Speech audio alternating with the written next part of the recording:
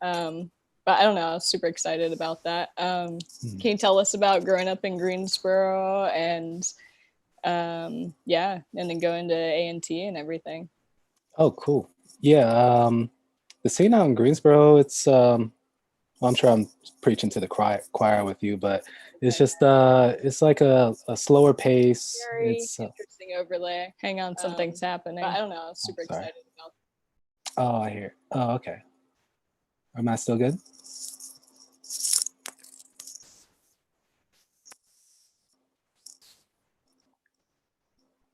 Oh, that was funky. Are we good? You can hear me? Oh, you're muted. Sorry.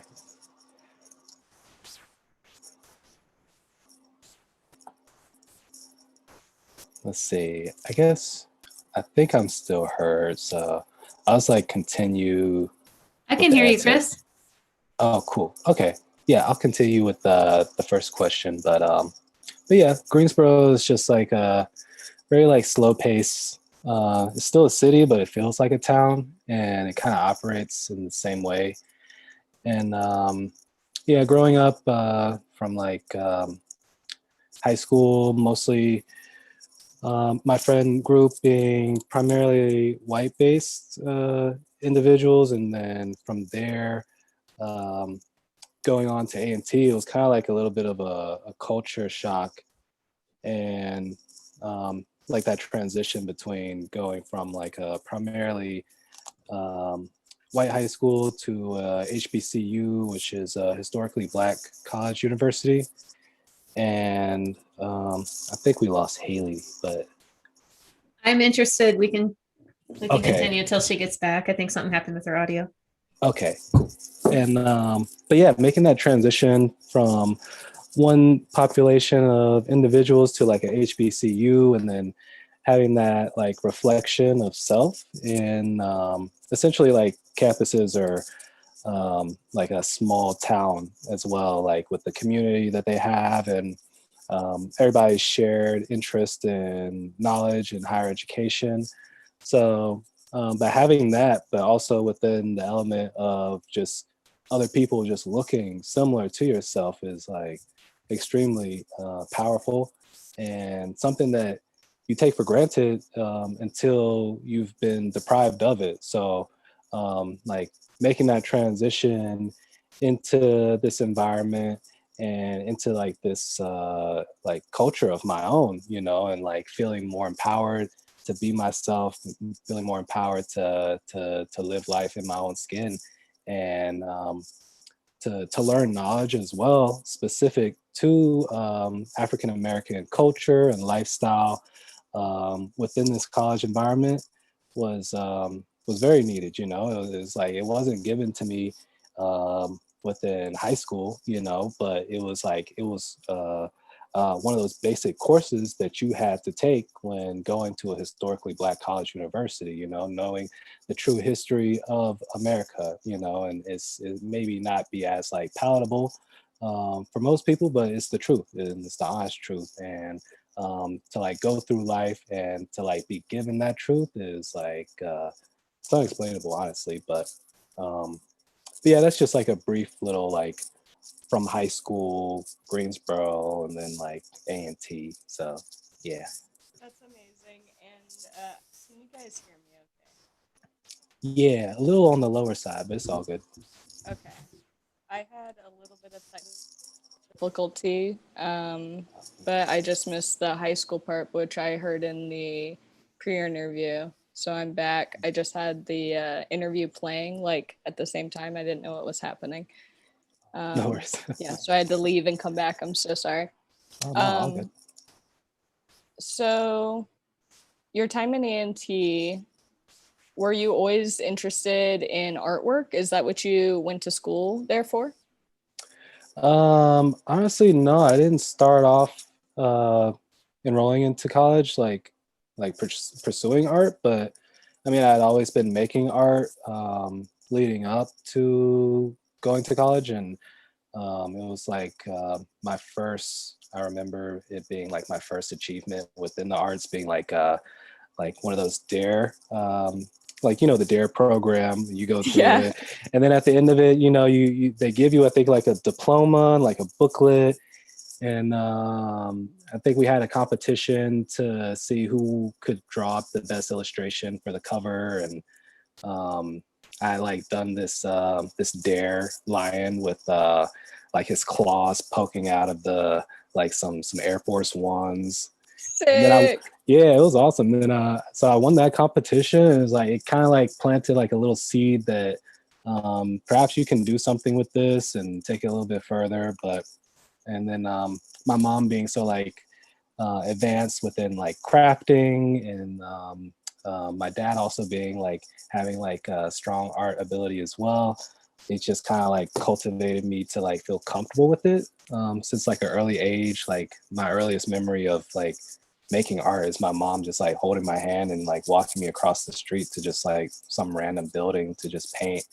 And then so I've always had like confidence within art, but it was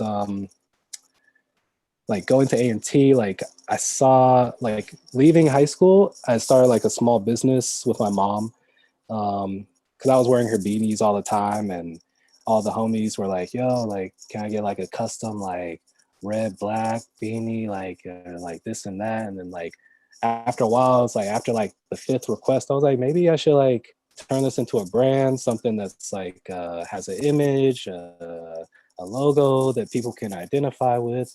And so like leaving high school with that business already made, I thought it would be best to go into college and become like some sort of like business major, take marketing or something like that. I always looked up to my sister, my older sister. So like she went through like business school as well. So I just figured like, oh, okay, maybe that's like what I should follow as well. It's like the closest example of like excellence and me looking up to her.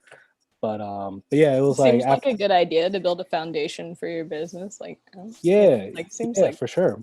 And so like I enrolled in for like business marketing, and after failing accounting twice, well, I failed it once, got a D on the second time I enrolled. Accounting sucks. It doesn't even make sense. That language is like I don't know. It's horrible. It drives me crazy.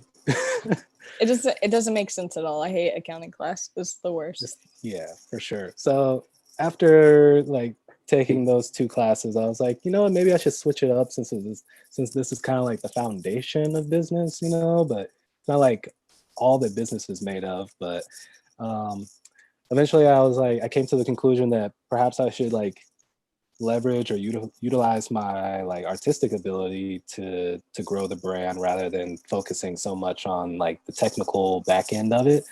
Yeah. And so it was like after that I took like a little tour of like the art department, and at the time it was just like maybe like 30-40 of us at the most enrolled. And like I remember seeing my professor and talking to him for the first day, and like on his like computer screen he was like listening to the clips We Got It for Cheap Volume 2, and just like resonating off of music and culture just in general before even like talking about art. And then from there on, like I just like kept going down that rabbit hole. And I feel like one of the biggest things that I took away from that is concept is like the driving force of the artist. And it's like it allows more longevity as well, because as times change and evolve, there's always going to be some new program, there's always going to be some younger kid who's going to be crushing it,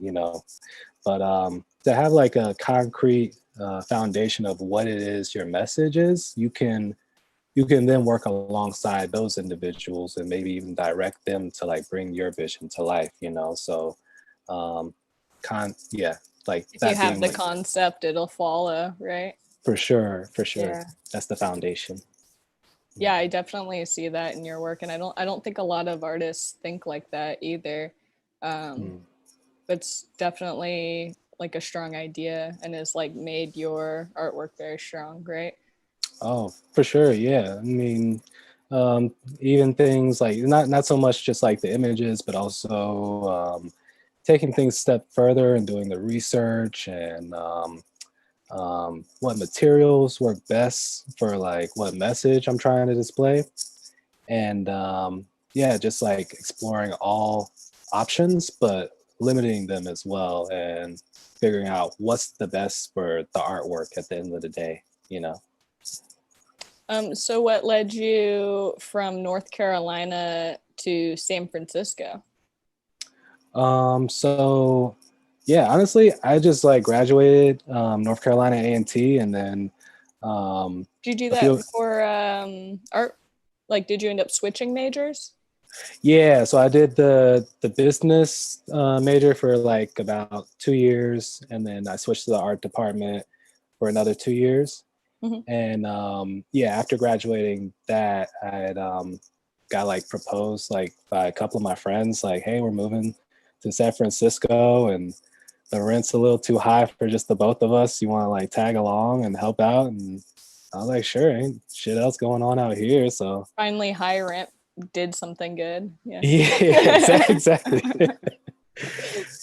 And so yeah, we just all packed our bags. I like delivered some pizzas out in Climax, North Carolina for like 6 months, got my money up, and yeah, after that, quit my job and never looked back. Well, I looked back a few times. Go back to visit sometimes. Yeah, You know, exactly. not like look back. Not wonder what I'm doing with my life.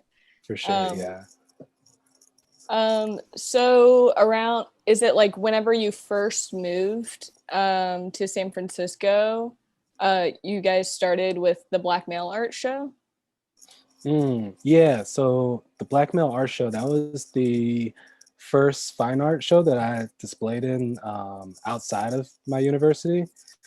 And it came about from just like me linking up with one of my hometown classmates, Arrington West. He also goes by Ace. And yeah, like he had moved to San Francisco maybe like 4 years before me. And like after I moved out here, I linked up with him and he was doing all these like different things that were already like so very much involved in like the culture of the art scene in San Francisco and Oakland. And he would host like sketch nights, I think like maybe like once or twice a week, or I mean a month. And yeah, it would just be like a bunch of artists coming through, sketching, drinking, smoking, chilling, and then there was like people doing jam sessions downstairs. And yeah, and like Ace just came to this conclusion where I was like, I see like people like myself, Black artists, particularly males, that are like crushing it, you know, and like, but why are they just like putting work in their sketchbooks? Like he was like, I want to figure out some sort of way to get us into like these gallery walls. And he was working at a place in the Haight and just happened to be like walking past one of the owners of the luggage store gallery, and just chopped it up with him and was like, hey, I got this idea. It's called Blackmail, MAIL, and displaying 4 black males. And like when I heard that pitch, I was like, oh, I love puns, so this sounds awesome. And then so yeah, we got he gave us the green light to display there. And the appreciation for the show was great. And I mean, at the time I was after leaving North Carolina to come to San Francisco, I was still on my own like personal journey of like figuring out like I didn't have a style then. I was mostly honestly doing photography, like leaving school, and was really trying to find some sort of work within like photojournalism, which is like slowly dying. But yeah, I made the move out here, and then Ace proposed this show, and I'm just like, oh shoot, like what am I even about right now, you know? And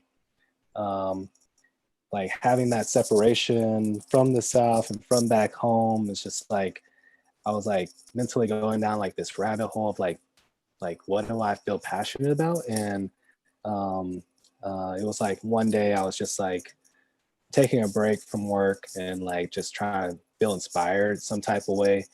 and ended up coming across BB King's documentary, and just like super inspired by the story of like being raised within the South in slavery, coming up out of that, using this guitar as this tool of freedom, and it coming from like this birth of the blues, which ultimately came from slavery, you know? So it's almost like this, is like the same tool that suppressed BB King, he used as a tool to uplift himself out of slavery. And it was just like, it was the most beautiful thing ever. And I just like remember going to my sketchbook and just like going in on like different designs, like super inspired. And then the next day, just waking up with a bunch of designs that spoke of the South, spoke of cotton in particular, and eventually like connecting these dots and being like, oh, well, maybe I should take these designs and take it a step further and put them onto like this medium of cotton, and also reclaim this material and use it as a way of like freedom and liberation, you know, as BB King did. And so yeah, just like I remember I had grabbed like a couple of like they were like tablecloth sheets from my parents' house, like before I left to go out west. And honestly, I just thought I was going to like cut them up and turn them into t-shirts or just do like random things with them. Yeah. But it was like they were so big and they were so like, I was like, it was like the perfect like canvas for me to work with, you know. And it's like a way for me to get my message louder, bolder, and like more in people's faces. And and like before leaving home, like my mom gave me a quick little tutorial on how to like do like certain stitches and stuff like that. So I had my sewing machine with me, and it just like felt natural to just take the designs that I had from that sketchbook and just basically bring them to life on a larger scale on these banners. And yeah, after the first display with Blackmail, it's just like the feedback was like pretty awesome. So Did you um, sew all the tablecloths together, or did you like stitch in? Do I have an image of that? No, I don't think I have an image of oh, that. I have an image of the gallery, but yeah. you stitched the tablecloths together and then painted the images like a quilt.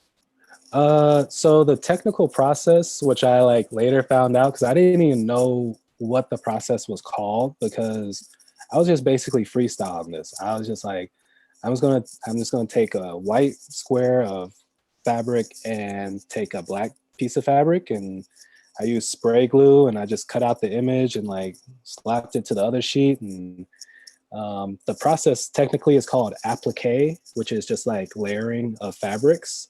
Is that So what you did on the that banner with the swordfish lady? yeah, so that's Okay, I'll all share fabric. that Yeah. screen. Okay. Yeah, yeah, that's really nice. Yeah, I didn't know that's how you did that. That's incredible. Can you see it? Mhm. I can't see it myself. Oh, okay. I think it's Oh, I see it sharing. now. Yeah. Okay, good. Okay, cool. hmm Yeah, so the technical process is called applique, but it's just basically like this is just like a white sheet of fabric that's stenciled and cut out, and then I just glued it to the black backdrop. And after that, I take the sewing machine and I do like a zigzag stitch. And the zigzag stitch is essentially creating the lines, like in the details of the face and Oh, everything else. Yeah. I thought you And, painted that. That's oh amazing. no, yeah, that's all with the sewing machine. And it's also very similar in a way to tattooing. It's um, like the motion of the needle going up and down, and um, being able to match your hand speed with how fast you're moving the fabric across the needle, similar to how you would like match that same speed of like perhaps a voltage to whatever needle grouping you're using. So with the sewing How machine, you have that pedal. You can go faster or slower, right? Too. Yeah, that That's a adjusts. different kind of control, but hmm definitely feels the same. Very similar. Oh yeah, for sure. hmm Let's see. So this art show goes on today still, doesn't it? Yeah, so this is a piece from my most recent solo show that's currently on display in San Francisco at Hashimoto Contemporary, and the body of work is called Homeward Bound, which is basically a series of images based around similar to the introduction you had displayed of making the connections between the African diaspora Mm-hmm. and also American traditional tattoos, and just like diving a little bit further into what would seem like somewhat of just like random imagery and creating somewhat of a more direct dialogue.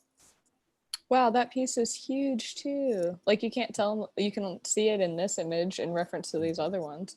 That's incredible. Mhm.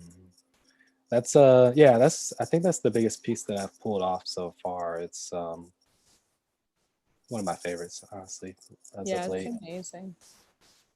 Thank you. So how did you, am I still sharing? I am not. Okay, good. How did you get into American traditional in the first place to evolve it and change it? Hmm. Yeah, so let's see. Yeah, like growing up in Greensboro, it's like I had like a small group of friends that had tattoos, and a lot of the tattoos they had I didn't really like, and I didn't know how to like search and find other references of things I would probably enjoy, and there was only maybe like two shops that most people went to, and so I never really, and then also like most of the tattoos were like long sleeves, like they were like very big cohesive pieces, and not really having any other like references other than that. Mm-hmm. And my parents also just being like not so much into tattoos, it kind of like discouraged me most of my life to even start collecting them, just to like be respectful of them. And my dad, he actually he does a lot of different odd jobs here and there, but he was doing this one trip where he's like basically expediting, and you just travel all over the U.S. and you get like called to like drop off certain packages in certain places. And I remember it was like one day he just came back and like he like lifts up his arm and he's got like this like American traditional eagle on his shoulder. Oh. I was like, wait, what? Who are you? And what is this tattoo on your shoulder? And he's like, yeah, I got it to commemorate my time in the army, the Air Force. I'm like, oh yeah, that's badass. And like, just secretly in the back of my mind, like, you don't know what you just opened up. You just opened up some worms, a can of worms right now. And so that was You literally gave like me my permission to run with this. for sure. And like literally, that was like the first time I'd ever seen an American traditional tattoo up close, and to see like that tattoo on on brown skin, like that's like profound. So and then like I was like, oh, like doing my thing, like I'm researching, like going down the rabbit hole and whatnot. I'm like, yo, this is amazing. It's like I don't have to like get a full sleeve at once. I can just get all these tiny little tattoos and like kind of look the same, and they kind of just build up to the same narrative. Mhm. And so like yeah, it was like before I'd even actually left North Carolina, I had got a traditional tattoo of like this champagne bottle broken that says Bon Voyage, um, and then just like trying to reinforce in my mind that this trip to San Francisco is going to be how it should be, and like everything that I would hope for it to be, and eventually making that trip over here. It's like I was completely immersed and like taken back on the culture of tattooing in the Bay Area. I was like, wow, this is like, yeah, it's a culture thing of like you have conversations of like who you got tattooed by, what shop, and it was just like it was just so cultivated and so advanced. And so I just got lost in the scene and just like collecting as many tattoos as I could. And eventually, just like through collecting tattoos and just bopping around doing my art scene stuff, I I eventually came or I eventually was just like having like a day off to visit my homie who worked at 1 a.m. gallery. And if anybody knows about that spot, it's like they have like this section where they sell just like basically just like spray cans of like different colors and like other things like that. Mhm. And so like at the time I was like making these t-shirts, and they had like this 360 pocket that wrapped around the bottom of it. And I just made them for like, because I thought it'd be like a cool way for like a biking commuter to like have something to put like in their shirt. But eventually, like talking to all the homies that would like get up and write, they were like, yo, this is like the perfect size to like holster my spray cans. So so like I was just talking to them, trying to pitch one of my shirts into their shop. And my mentor at the time, he had walked in, and we just chatted up. And I just knew that he did murals. I didn't know that there was like any history of tattooing there. Right. And I think like later on down the line, I was like starting to be more conscious and aware of where my money went, you know, for my tattoos. And I'm like, yo, I want to like invest in like some Black artists, you know, like, and put some money in their pockets. And eventually, like through Instagram, I found out that like, oh shoot, like they just opened up a shop.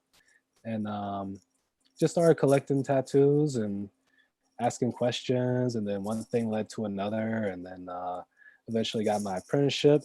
Yeah, I'm And, sure once he saw your artwork, he's like, "Oh man, get in here! What do you do?" Fine artists don't make any money. But yeah, it was like, yeah, the fine art scene was like the, I guess, like initial respect that got me like through the door, basically. um, so you're at that shop for a while, and you got to work with like another like Black man artist, right? And that Mhm. and that was incredible. But then later on, whenever you worked at other shops, did you have like the same feeling other people are talking about, where it like feels like the doors are like closed a lot and like they're trying to like restrict your access and everything? Yeah, it's yeah, I mean, yeah, that was like after leaving that shop and transitioning to another space out in the Mission. Hmm. Um, it was like my starting point was like basically like a little bit before the pandemic had started. Yeah. So that's just like to give a little bit of a timestamp of like the energy at the time. Everybody's on edge. Um, I'm not getting anything from the government at this time, so I'm just like trying to pull it together and just like paint as much flash as possible, utilize the time, and just take on as many tattoos still as I could, you know, and just like work underground at the shop. And it's like during that time, it's like you have conversations, of course, and you chat and you learn about people as you work with them, you know. Yeah. And it's just like certain topics and conversations of like perhaps like police brutality and racial inequality and some of the things that I would like to be a foundation of seeing eye to eye with somebody that I work with, and having that tension and that uh-oh moment, you know, like when certain like beliefs don't line up.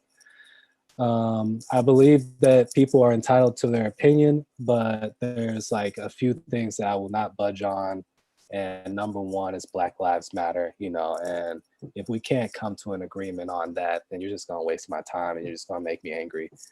So, um, so yeah, it was like a few conversations like that had been like floating around, and my friend at the time, Aurora, had been working to build up a space that was very safe and inclusive, and caught wind of it and was invited. It's like almost like the stars had like aligned in a way that like where I'm like swinging from one branch to the next, and yeah, me just like basically making my peace with the shop that I was currently at, and saying like hi, like, or hey, like this is like how I feel. Like you had mentioned before, like if there's ever like a moment where there's like any like uncomfortable feelings about working at this in this space, just like communicate them, you know. And I communicated that, and was basically told that I was being racist to a white male because No. I wanted to find my truth and create and live and work with a tribe of like-minded people.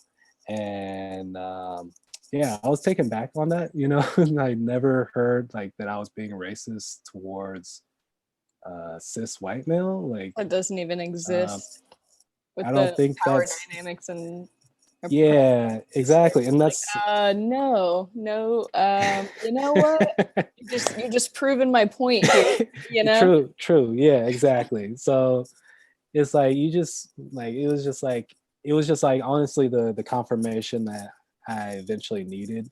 And like I came by the shop and I'm packing up my flash, and Just like before that, it's like, oh, like I get like little things, like I'm pretty sure like this feels weird, but then whenever he blatantly like brings up like, oh no, you're being racist to me now because you don't feel, you know, like yeah, like it is, I don't know, like the ladder doesn't work like that. And yeah. like I try to be like brutally honest with where I sit in this like this scale of this ladder, you know. Even as a black male, you know, I have privilege as well, you know. And there's also elements of like the scales of hues of blackness as well, which comes with discrimination. And so like the narrative and storyline is very deep, but I think there's a strong conclusion that white cis males sit somewhere near the top of this triangle, you know.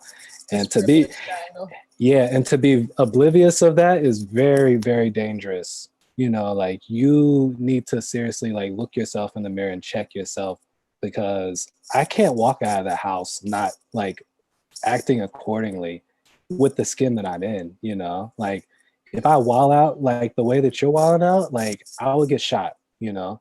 So Yeah. and I check myself on that, like, and I'm very like brutal and honest with that reality. And it sucks. Like nobody wants to like say like, oh, like maybe I'm less than, but if there's a constant reoccurring like action of violence happening towards a certain type of person from a certain type of community, there needs to be some sort of like check in the mirror. Like right now, there's so much violence happening against elderly Asians, and there needs to be some sort of protection set up for that. There's like yeah. So just knowing like where you sit within reality and the history of America, and to not be aware of that is like dangerous.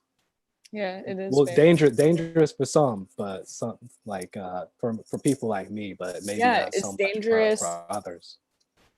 It's not, yeah, it's that's the privilege, right? It doesn't affect them to be oblivious, but to be oblivious is hurting a mass amount of people.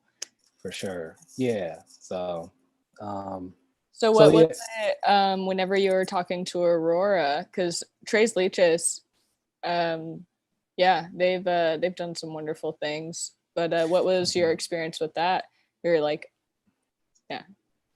yeah, like me and Aurora had hit it off like just through like Instagram, just like the camaraderie between uplifting black and brown people, trans, like queer, just like all inclusive. And so like we had already vibed off of that in the past, and How'd you she guys meet? Was it through like the art scene as well, or through tattooing? We were both doing like we were like both having like communications about like the apprenticeship scene and everything, like, Mhm. and both having gone like our like different routes and like similarities and differences. And so yeah, we had vibed off of that scene initially, and then it kind of had like burrowed further into like activism within the tattoo community and what that looks like activating that.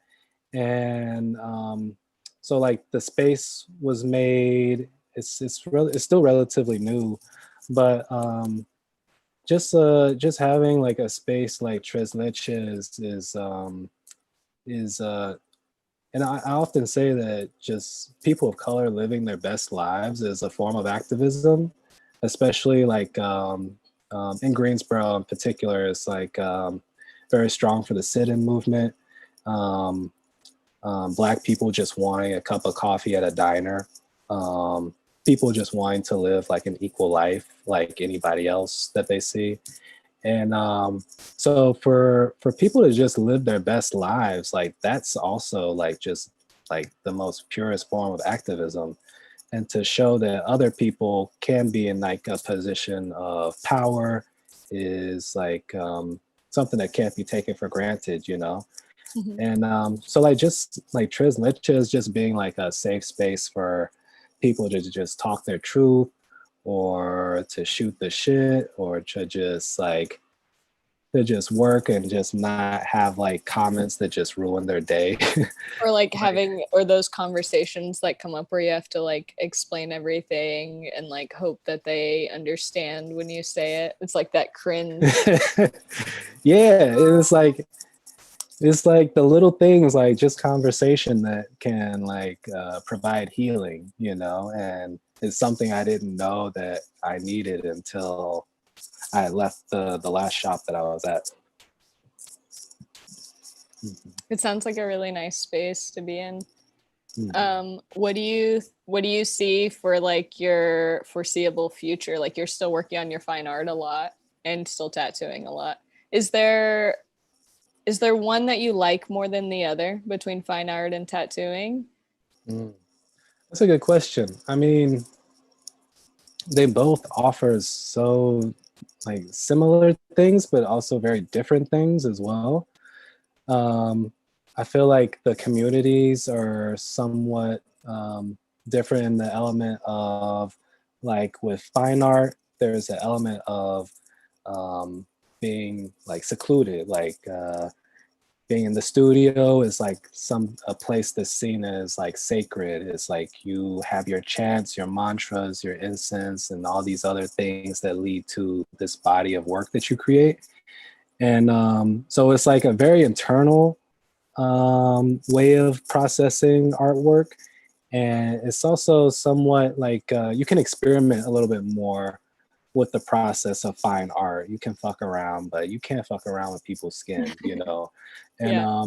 so like having like that community with tattooing and having that direct feedback, and it's just like it's the best thing ever. And I mean, from both of my like fine art homies and like the tattoo community, like the best thing is like the feedback of like the artwork itself as well, and just being like how to draw and like how to like become more confident within my drawings has come from tattooing.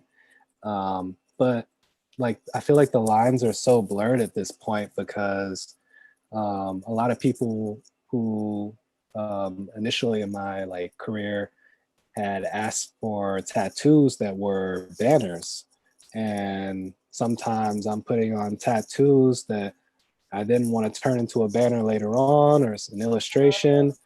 So it's like I feel thankful that both of those images and narratives still cross and um, Like find the one same. inspires the other too. Like and it can go back and forth for sure. Literally like one hand washing the other, and just through that finding some sort of like personal connections within American traditional tattooing in general, and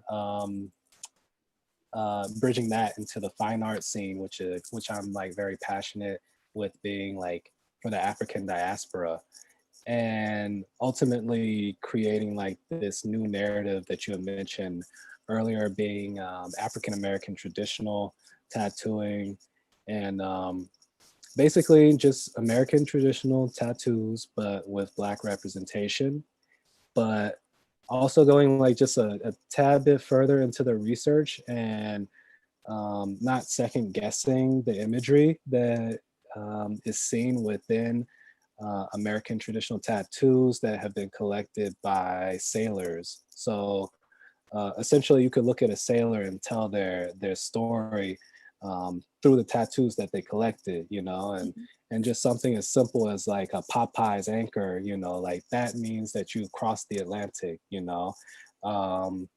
Certain other things like if someone had a Jesus tattoo on their back, it meant that they wanted to have a less harsh lashings from their superior if they were to act up, you know. And just imagining like, what if like somebody working in the fields from can till can't, and just like still getting those lashes for like the most minor of things, and like having Jesus as perhaps as this form of protection. And then also I could like dive even further down the rabbit hole of like the conversation of religion within slavery as well, and how it has been used as a form of suppression. And it's just so many rabbit holes, and a lot of it comes through just like not taking things for granted, and just like diving just a little bit further past the surface and things that we take for granted. Yeah. Those are incredible parallels, the way you're able to do the research and pull this together. Whenever I first saw your work, I hadn't seen anything like it, and I was like, oh my God, I got to talk to this guy. You know, like I feel like most artists, most tattoo artists aren't looking for like this whole backstory in their tattooing. They're not like building something new. So I don't know. It's just really inspiring to see. It's wonderful. Yeah, it's oh sorry. No, go for it. It's also just been like very interesting, just because like yeah, like the images I'm making are like I'm tattooing essentially inspired images from American traditional, but also linked to the African diaspora. Yeah. And sometimes people aren't ready to like carry that type of image on their body, you know, and like explaining like what these images are, what they're referenced from, my intention with the new ideology that I'm like inserting into it. Like if it's asked, I give it, you know, and sometimes like I've said like, hey, like, yeah, that design's pretty gnarly. I mean, it's about this and that. And they're like, yeah, I'm going to pass on that one. So yeah, it's just like, it's just interesting. I'm just trying to like find a way to merge these, like just my truth and like what I'm interested in. And unfortunately, what I'm interested in is like very like a very horrific occurrence within American history, but it's also the truth of America, you know. So to get mad at the work is to just be mad at American history, essentially. Yeah. Yeah. How do you feel about collectors coming and getting your work? I feel pretty good about it. I mean, sometimes I'll have ideas or like some of my designs are palatable, like I guess in comparison to others, and I've also been taking it easy on myself with like the pressure of feeling like I have to make work about slavery all the time, you know, and like I mentioned earlier, just being a Black person just living their best life as like the strongest form of activism. Me just having my presence within tattooing is already like powerful enough, you know. Absolutely. I don't necessarily have to like add anything to that. Right. So also like tattooing has given me like this therapeutic approach of like letting go, and it's okay to just make images that are a little fun that maybe don't even mean anything, you know, and just like finding that balance and like having like somewhat of an outlet to like tune out of the narrative of slavery, because it's depressing after a while, to be honest, you know. Yeah, it's also like really neat to be able to like share this story and people can come to you and give you money for appreciating this artwork and this story that you're trying to tell. I think that part is really beautiful. Um, as definitely as depressing and everything as slavery is, but also those images before were like kind of heavy, you know. So Mhm. it's like I don't know, feels I don't know, like picking and choosing, kind of like, oh, like you wanted Jesus on your back before, but now that it has this new narrative, but I mean, it's like a similar narrative, right? They have parallels. Like, Mhm. why is it too heavy for you now? Like, why can't you appreciate this now? You know? I don't know. Exactly. Yeah. And like I meditate on that a lot, you know. It's just like the artwork changes with like our personal perspective as we navigate through life. Mm. And so like I've been playing around with like different wordplay for my artwork recently, and just basically like writing out certain like phrases and quotes and like changing them just a little bit as they come into my mind and as they like fit into like this larger narrative that I'm building up. But the power of that statement changes with each person, you know, like with their life experiences, like that leads them to seeing that. It's like essentially reading a book like as you were like a teenager and then rereading it again in your like later adult years, you know. It's like the story is completely the same word for word, but the path that you took throughout your life might give you a different perspective later on, you know.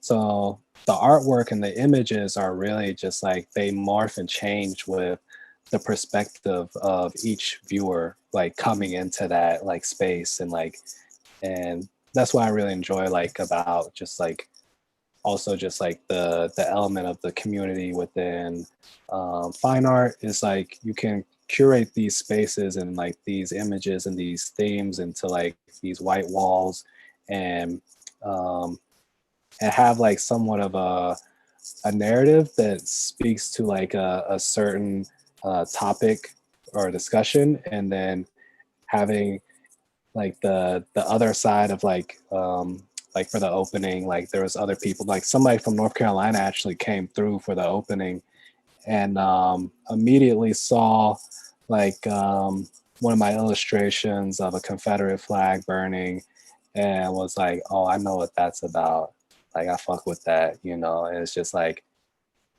but you don't fuck with it like I fuck with it, you know, because like yeah, I mean, it's like we all have our different experiences within the South, and like me seeing that flag is like completely different from um, a white female seeing that flag, which I was in conversation with, and just like knowing that truth, but also just accepting like yeah, like fuck that flag, you know. Yeah. So multiple conclusions, but yeah. Okay. Lauren, are there any questions in the chat? I had it up earlier. Are you down to take questions, Chris? Oh yeah, for sure. Cool. Mhm. Lauren, are you there? I'll see if Yes, I'm here. do you see any questions in the chat? I had the chat pulled up, but then it started playing back at me, and that's why I had to like switch out last time. But I could log in too. Yeah. Yeah, let me check it out. Cool. I should probably warn them ahead of time, like, oh, hey guys, I'm about to take questions. Oh. Just drop it on I'm them like, right here what do now. you guys have? You guys have any? You better already be in there. Get ahead. I'm not seeing any right now, but I'd love to hear any new stuff from you. I'm definitely loving the cast so far. Great information. Cool. Let's see. Yeah, I definitely should give people warning. Hey, we're about to do a Q&A. How are you doing? People, put your questions in if you have any questions. So what's next? Do you have you continue with this art show? Do you guys work on that monthly? So the art show actually closes on the 27th of this month.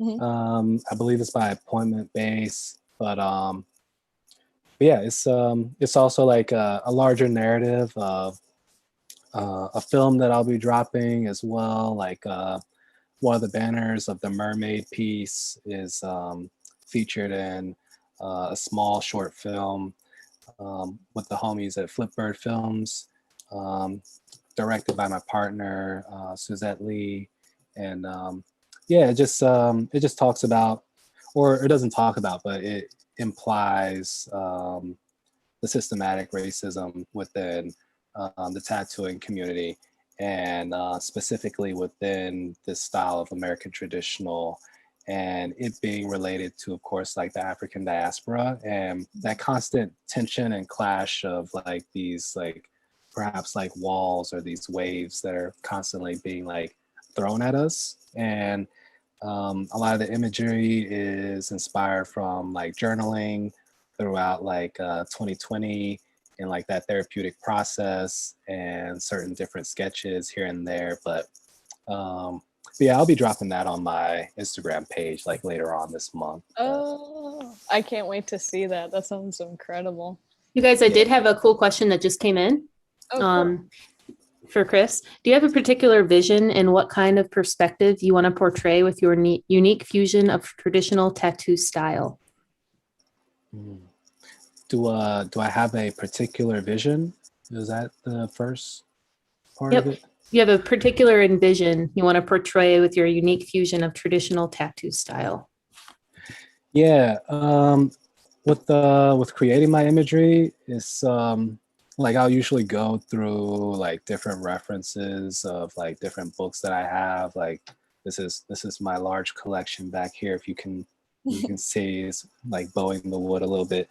But I typically dive into just like different books, and I'll find like references that I enjoy, and then typically if it's like maybe a snake or something, I'll like substitute it with like a rope just because it already naturally has that flow and movement.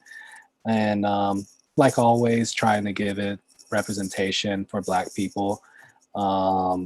Where I see it going in the future, I see it, I don't know if that was like a part of the question, but like for future, I guess, pieces that I'm working on, I want to dive a little bit more within the imagery of mental health and bringing to life the images that can't be seen that perhaps Black and brown people deal with, and the backlash or like the things that we naturally sit with once the violence has ended, because we have like the situations that happen, but we very often don't dive too far into the healing process that happens after that. You know, it could just be like just such a small encounter of somebody saying the wrong thing to the wrong person, and essentially being like having your white shoes scuffed. Is just like it's like you can try to get it out, but it's like naturally just going to be there for a while.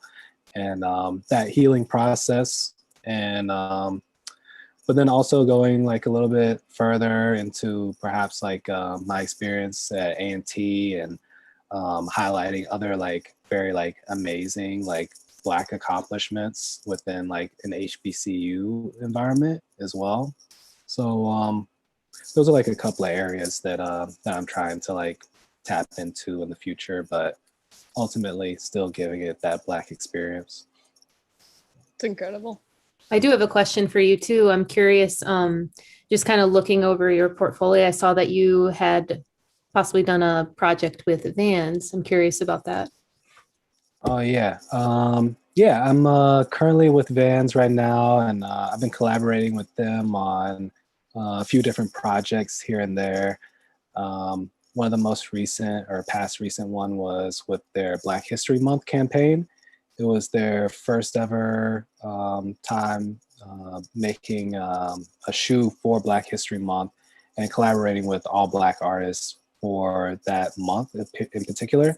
So to have that was like very amazing and felt like such an honor to just be able to give representation to my style and then also like give it to like such a awesome platform, you know, and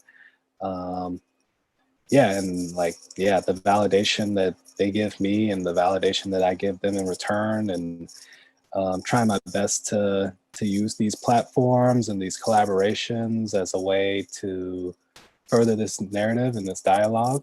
And yeah, so like the shoe design I did was a Where's swallow. Oh, Is that on your Instagram? I have your Instagram pulled up right now.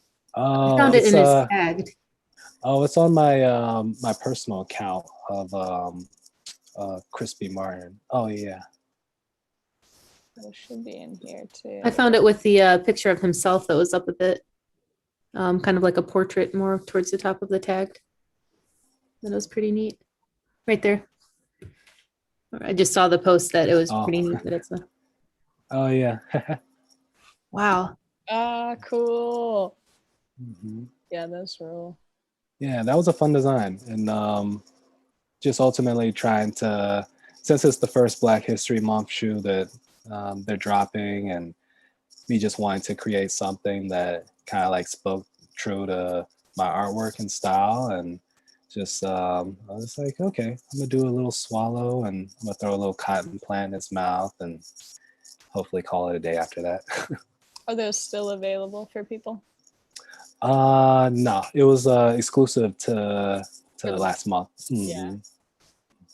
Cool. All right. Are there any more questions? It's about time to close out, but if there are any, I'm happy to take, or we're happy to take them. Not right now, but I'm sure that people are in their heads have a lot to wrap their mind around and would love to hear from you guys again. Absolutely. Okay. You can follow Chris on Instagram at c.martintattoos, and you can follow the show at Live in the Castro Tattoo. And you can follow me at Haley Adams Tattoos. Thank you, Chris. Thanks for coming in and sharing with us. Yeah, thank you so much. Really appreciate this. Cool. I'll talk to you later. Sounds great. Thank you.